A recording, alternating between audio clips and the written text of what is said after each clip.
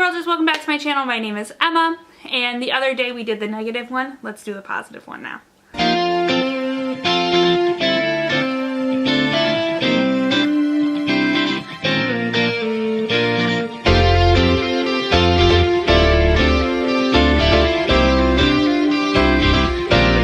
Alright guys, so I'm here to do my top 10 favorite books of the year. These are books that I loved. I had an amazing reading year this year. I don't think I talked about it in my other video, but there were books, like there was at least one book, if not two books, on my bottom 5 that like I don't think belonged in a bottom 5 video. They just kind of got there. But every book that I read, all 10 of my favorite books are right here. I own all 10 of them. I'm so excited about that. There are some really good books in this pile that I would recommend to almost anybody. As always though, everyone has different opinions. If I rave about a book that you hated, that's cool. If I don't mention your favorite book, maybe I didn't read it, maybe I just didn't like it as much as you did, and that's fine too. And yeah, let's just get started because there are 10 books and your girl likes to talk. So coming in at number 10 this year was a book that I bought in my 2017 Black Friday haul and was really excited to read it. And I talked about it in my 2018 TBR-ish video, goals video. I think I'm going to remake that this year. I don't know how I'm going to do it yet though. We'll talk about it. We'll talk about it when that video comes out. But the number 10 book this year was Emmy and Oliver by Robin Benway. I feel like there's bad glare on it. This book I mentioned in my 2018 goals video gave me Very Serious Vanishing Act by Jodi Picoult. And I will say I did get those vibes, but this was much more keened for teens, whereas Jodi Picoult I think is a little bit more adult, where it like tells a very similar story, but like if like my daughter wanted to, was like, Mom, should I don't have a daughter, but if I did, and she was like, Mom, should I read Emmy and Oliver or Vanishing Acts? And she was like 14, I'd probably tell her to read this, but if she was like 24, I'd be like, read them both, but start with Vanishing Acts, because it's probably more age appropriate. But I really enjoyed this book. The whole time I was reading it, I really could see this kind of being like a really good made for TV movie, like a freeform movie. So like if like Freeform's looking for a movie to make, they should check out this. It was just really good. It wasn't like thriller-ish. It was much more contemporary-ish, but it had that mystery of like, why did Dad take him and everything? But you never really got the answer to that, I guess. I don't know. I really enjoyed it. It was much more of a love story than a thriller. That's what I'm trying to say. So number 9, I'm not going to talk all that much about just because I have a whole book talk out on it. So if you want to know more about it, you can go just check out the book talk, you know? But number 9 this year was One of Us is Lying by Karen M. McManus. This book had been all over BookTube, all over Bookstagram, all over like social media from people I know who don't do like Bookstagram or BookTube. Like this book was just hyped left and right. It did not live up to the hype in my mind, but especially for a debut novel, it was really good. And like I did talk about some of my problems in my book talk for it, which like I still kind of hold true to, but I did enjoy it. I forgot to mention I did give this a 4 stars on Goodreads. I gave this a 4 stars on Goodreads as well. And I think that if you like YA thrillers, you should read it. Like I said, I have a whole book talk. So my number 8 book this year is a book that was personally recommended to me from one of my favorite Bookstagrammers, Kelsey at Painting Our Voices. And she recommended it, and I was a little apprehensive about it, but I'm glad that I read it. It came in number 8 this year. It was really good. But my number 8 book this year was With Malice by, I want to say, Eileen Cook. I'd heard about this book. I was interested. I think it was in my TBR, but it wasn't until Kelsey like actually recommended it that I went out and I bought it.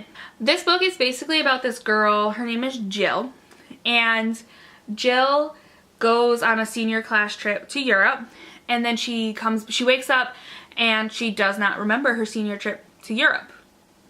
And after waking up, she learns that her best friend died in a car accident, and she is the #1 suspect because they believe that it's foul play and that her best friend was murdered, but she has amnesia and she doesn't remember it. And I loved this book. It was a really good example of an unreliable narrator. I think that every school should offer like a young adult lit as one of the years of English in high school, because I think there's so much young adult lit out there that covers things that you learn in English that are for kids or for this age group, so you're not reading classics.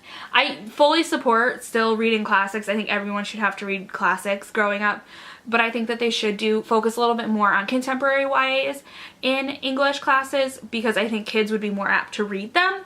And I think that this book would be a great book to center a discussion of unreliable narrators with, because Jill is probably one of the most unreliable narrators I've ever read in my life. And it's so good because you don't know if you trust her, you don't know if you want to trust her, and even the end is, like, the end drove me crazy. This ended with a cliffhanger, and I loved it. I really loved it. I can't remember what I gave it. I think I gave it a 4-star. Yeah, this was a 4-star. And I loved it. So moving on to number 7. I think that some people are gonna be shocked that this book is so low on a top 10 of the year list. This book was so hyped for so long. I think it's still hyped. I think it's a lot of people's all-time favorite thriller. I think people love it.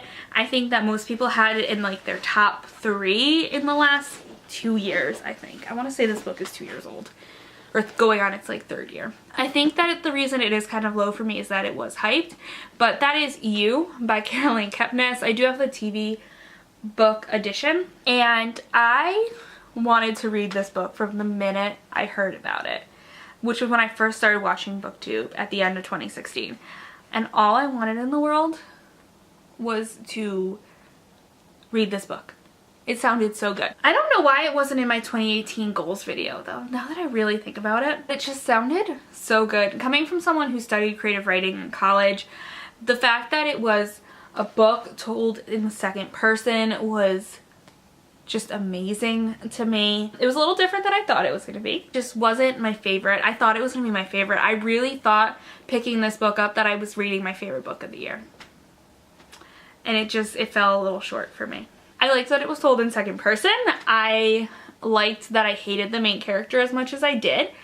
I liked there were some really gripping scenes. I like that it didn't have a cliche ending, because that's something I was worried about.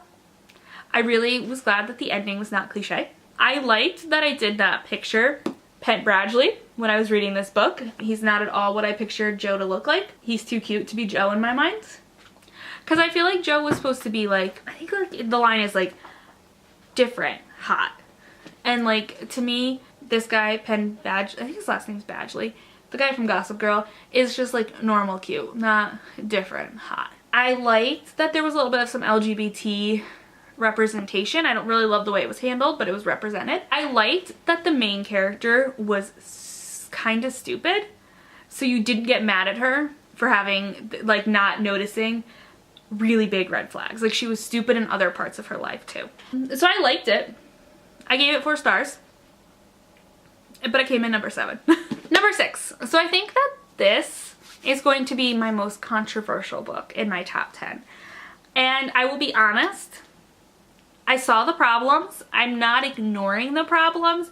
Well, that's a lie. I'm ignoring like half of them because I see them a little differently. But I think most people would not put this on their top 10 list, and that's okay. But my number 6 book this year is Duff by Cody Keplinger.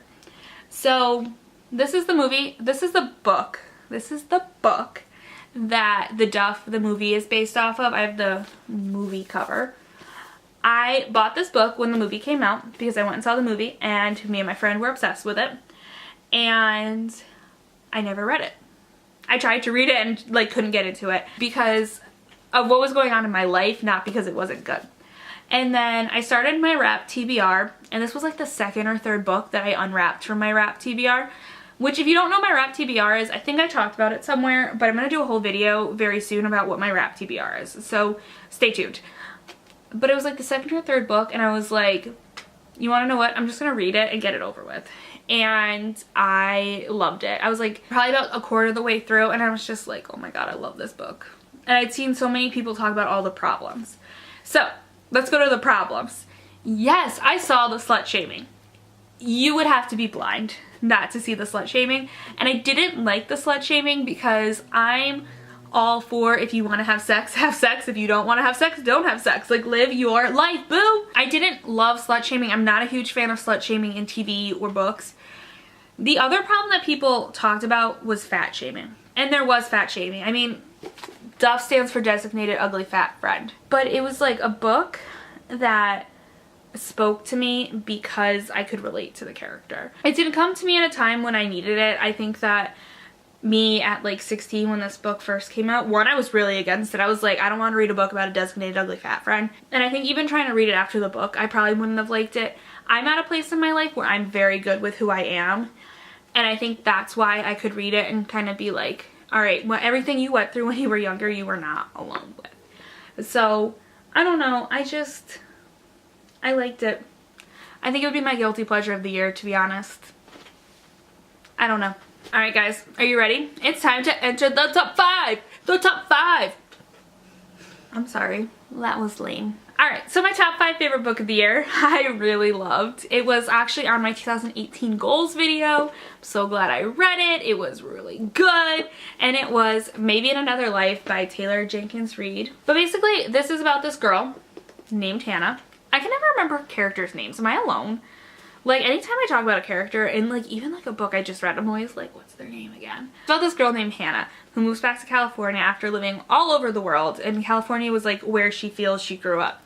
And she moves in with her best friend, and she goes out to a bar with her best friend and her best friend's husband, and she sees her high school sweetheart, who she still kind of has feelings for.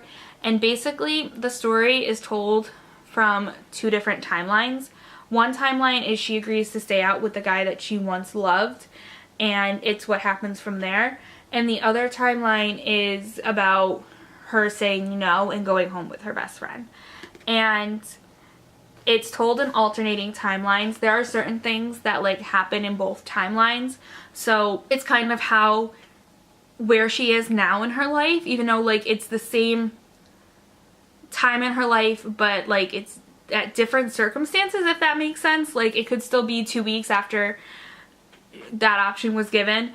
She's living in 2 different lives. I don't know. I feel like I'm doing a horrible job explaining that part. But it's really interesting. Like there are things that happen in both lives, and the 2 things I can think of are both spoilers. But I loved it. I will be honest, there was a timeline that I liked better. I was really rooting for one of the timelines, and it was because of the love interest, because there was a different love interest in both timelines. So I think it had more to do with the love interest in that timeline that made me want to read it more, and it got me hooked on Taylor Jenkins Reid. I want to read more. I'm really excited to read after I do. That's the next one I'm really excited about. Number 4 is The Mistake by Elle Kennedy. So here's my opinion on New Adult. New Adult normally has creepy males. I don't know why. They just normally do. I don't find this one that creepy, but like it's a little bit of a stereotype. But in my mind, New Adult is a more sophisticated version of the trashy novels that have Fabio on the cover. So it's a little more sophisticated. It's better written, but it's still trashy. You're not like, this is never going to be a book that like is going to be world renowned. I can't picture a New Adult book becoming an all-time favorite for me. So, with all of that being said, let me talk about why I loved The Mistake. Why I loved this book. I read this book in a day. I was looking because I have like an Excel sheet on my computer, and it tracks my books. It tracks like the ratings that I give them as well as the date I finished them. And I read this book and Maybe in Another Life back to back. I finished Maybe in Another Life, which is right there, on July 28th. I finished The Mistake on July 29th. I did like this like staycation thing this summer, and I read both of them on my staycation. I just loved this book. I know a lot of people on like Goodreads and stuff say that Logan is their favorite from this 4 books. There's like 4 books that are, it's like a series that are all intertwined, but they're all standalones at the same time. I don't know what those are called, like a standalone series. And it centers around 4 hockey players.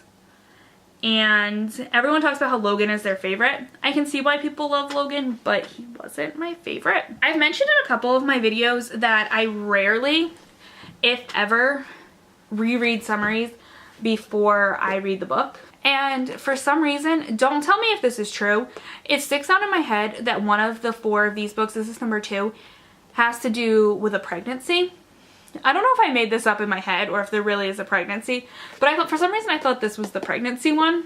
It's not, but I really liked it. Off-Campus series is a series that I recommend for people who aren't sure if they want to try new adult. So this is number 2 in it, and I just really liked it. You would think that I'd have more to talk about in a book that I really liked, but I don't. Sorry. It's time for the top 3. It's time for the top 3. All 3 of these books, if they had been read in different years, easily could have been number 1 in a different year, in a different time frame, but it's not how it worked out. I read them all in the same year, so they ended up in the top 3, and I just had to be picky about what order I put them in. And frankly, number 3 and number 2 could have interchanged easily. I chose number 2 as number 2 because of how quick I read it compared to how, or not how quick I read it, but that I didn't want to put it down, whereas number 3, it'd be time to go to bed and I'd be like, okay, I'll just pick up tomorrow kind of thing. So that's that. Alright, so I think before I was rudely kicked out of my own video by my memory card, I was just about to tell you what book number 3 is, and that was Simon versus the Homo Sapien Agenda by Becky Alberti. So I will be honest, I really only put this book on my TBR because Love, Simon was coming out, and I love the guy who played Simon, Nicholas Robinson. I love him. I've loved him since Melissa and Joey. I love this actor. I don't regret reading it. I loved this book. I fell in love with this book. I cannot praise this book enough. I think I was talking earlier with Malice how I think books, like young adult books, should be taught in high school. This is a book that I think should be taught in high school. I think is 1, a relatively easy read. 2, it can talk about foreshadowing or hints or whatever when it comes to who Blue is. Like all of these are hints to when I thought I figured out who Blue was, and every hint that kind of matched it. Like, okay, so this is him describing the guy. So, and it doesn't say his name.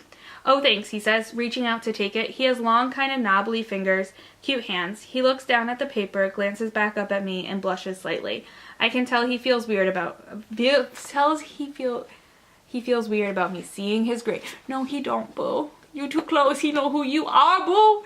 I loved this book, and like, I think, oh, why I think it should be taught in high school, though, is it's gonna teach high schoolers to, like, understand that they do have classmates who are dealing with figuring this out and having opinions and trying to figure it out, and that they deserve to come out in their own time if they choose to come out, or if they choose to just like bring home a member of the same gender, which like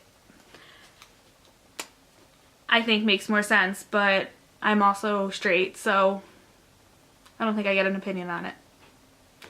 But I loved this book. It was really good. I highly recommend it.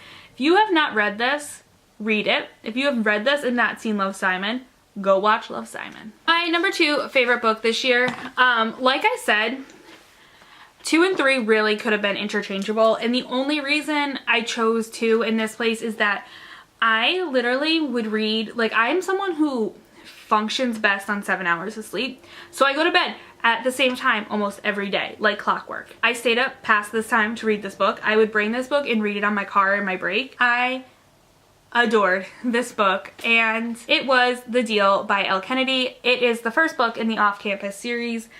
I loved it. It was the first book I loved this year. The first book I read this year was not great. The second book is on my bottom 5, and this was the third book I read this year, and I just loved it. I couldn't put it down. I wanted to keep reading it. I was obsessed. I really liked Garrett. I know a lot of people don't really like Garrett that much, but I loved Garrett. I am a big fan of boys who tease girls when they know what they can tease girls about, not like teasing to be jerks, like teasing in a flirting way, which is why I think I loved this book so much, was they teased each other a lot. And I don't know, I really loved this book. It was really good. I don't really have much else to say about it other than I think I have a book talk. I don't remember if I made it private. My number 1 book this year is a book on my all-time favorites list. It literally made me go on to Goodreads and create a shelf for my all-time favorites, which only has 2 books because I can only think of 2 books that would be on my all-time favorites list. but it was, drumroll, These 7 Husbands of Evelyn Hugo. If y'all watched one of my last videos, you shouldn't be surprised because I literally just uploaded my book talk on it. But I loved this book. I loved it. It was amazing. I have 0 complaints about it.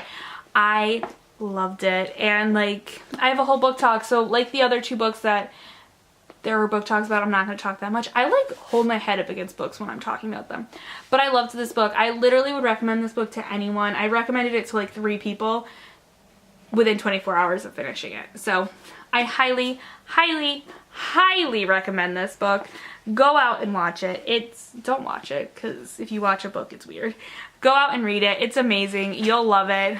Probably. I've not seen bad things about it, except for that it's filled with cliches, but I don't care. I like cliches because I love this book. So those right there were my top 10 books of 2018. In the comments down below, if you read any of these books, let me know what you think. As always, just remember everyone is entitled to their own opinion, so just be nice in the comments whether you liked them or not. And let me know in the comments down below what books I should be looking at in 2019 because they were your favorite books of the year. As always, I will never promise when my next video will go up, but there will always be another video. I'm actually thinking about filming one right now. But yeah, if you want to keep up to date with me on a more up-to-date basis, you can by following me on any, I'm awkward right now, on any social media.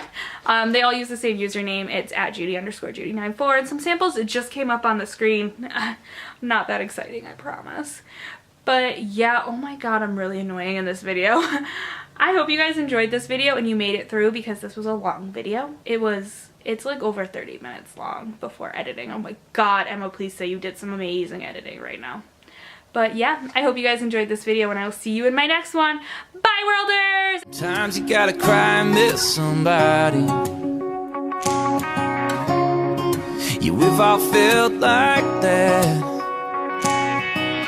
If it's something that you gotta get over, but you just can't get over, sometimes you gotta kiss somebody in the back of a cab or on a subway train.